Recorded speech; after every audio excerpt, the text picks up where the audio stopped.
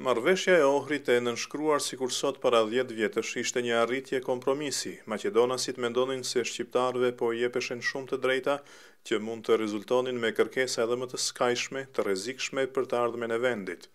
Shqiptarët vlerësonin se avancimi i tillë nuk i kënaqte nevojat dhe synimet e tyre, sidomos në një kohë kur vendbanimet shqiptare ishin shënjestër e granatimeve, por dhe se pakoja e re nuk krahasohej as me të drejtat që shqiptarët i gëzonin me kushtetutën e vitit 1974. Marrëveshja u arrit me ndihmën e organizatave dhe shteteve perëndimore, ndërmjetësit James Pardew i Shteteve të Bashkuara dhe François Léotard i Bashkimit Evropian njiheshin si lehtësues, por këmbgulja dhe kontributi i tyre kanë bërë që Maqedonia të jetë ky shtet që është sot.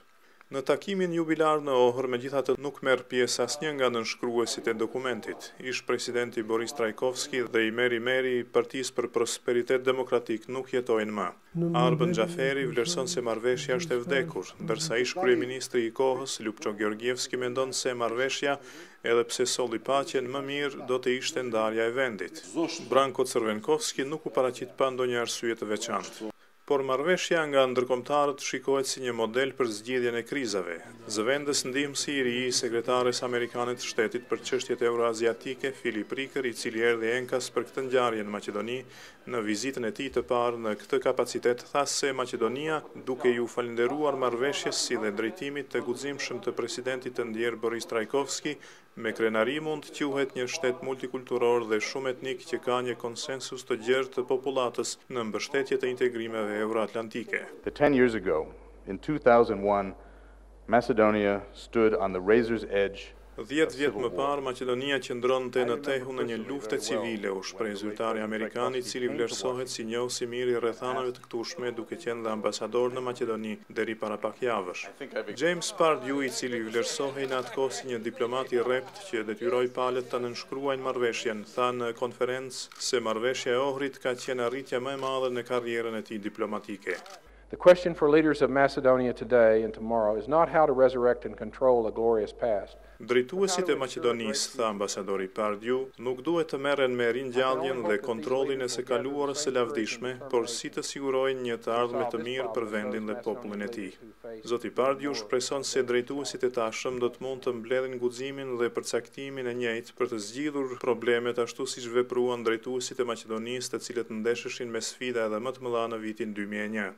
Diplomati francez Alain Leroy erdhi në Maqedoni menjëherë pas nënshkrimit të marrëveshjes së Ohrit si përfaqësues i posaçëm i Bashkimit Evropian.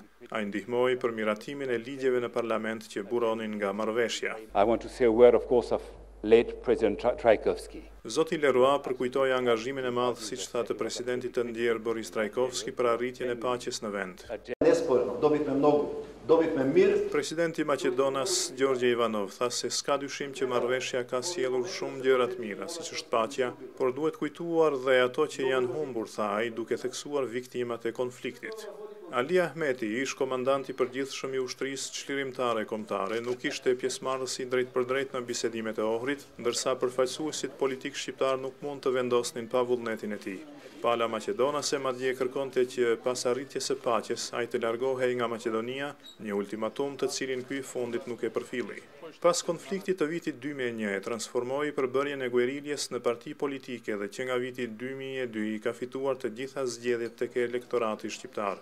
Tash zoti Ahmeti dëshiron një zgjidhje të problemit të emrit Maqedonisë. Dhe ne duam që sa më parë të gjendet një zgjidhje, të bëhet një grup i cili do të instalohet në rajon, jo grup për të zgjidhur problemin të jetë siç ka qenë deri më tani vetëm në New York, sepse të gjitha marrëveshjet paqësore dhe paqja ka patur sukses kur grupet kanë funksionuar në vend.